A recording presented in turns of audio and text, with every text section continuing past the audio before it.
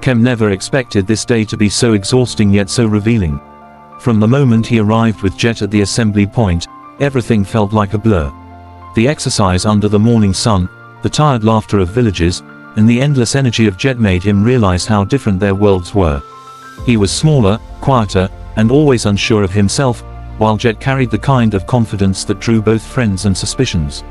Farum, watching from the shadows of the temple grounds, could see the truth clearer than anyone. The boy Khem was no ordinary villager. He carried a soft strength that others easily overlooked. Farum's disciples teased him, calling Khem pitiful, but the master knew better. Behind those timid eyes was a spirit of resilience. Yet, what caught his attention most was the way Jett hovered over Khem like a shield, unwilling to let him stumble, as though Khem's misstep might shatter the world around them. When breakfast came, Khem hurried to fetch porridge for Jett. He knew his friend hadn't slept, hadn't eaten, yet still put others before himself.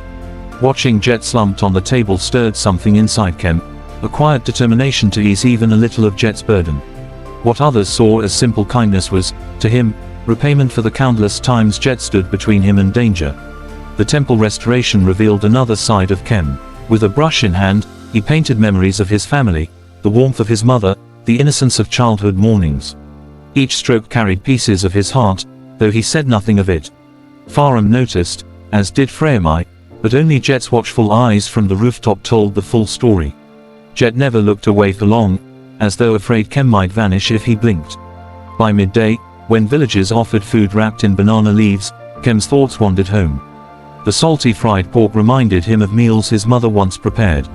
His chest tightened. He longed to finish quickly, to return to her side, yet he pushed those feelings down and continued helping, throwing himself into work until sweat blurred his vision.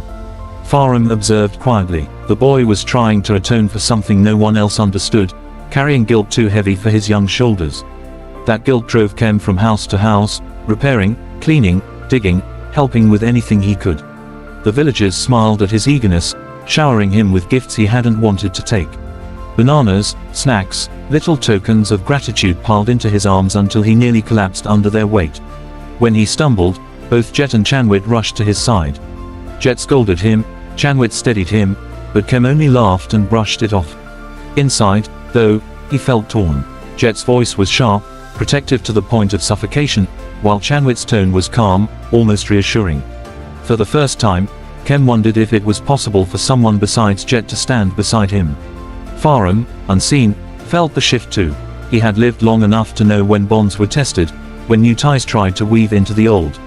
Later, as they shared snacks under the wooden pavilion, Khem found himself caught between the two. Jett snapped and cursed, his jealousy barely hidden, while Chanwit offered soft words that warmed Khem more than the food. Farum, if he had been there, might have smiled knowingly. The master understood that care came in many forms, some fierce and loud, others gentle and steady. But for Khem, in that moment, all that mattered was that he wasn't alone. Whether Jett's sharp eyes or Chanwit's quiet strength, both anchored him to this uncertain place. And though Farum knew storms still waited ahead, he also knew that Khem's story was only just beginning, shaped by those who refused to let him fall.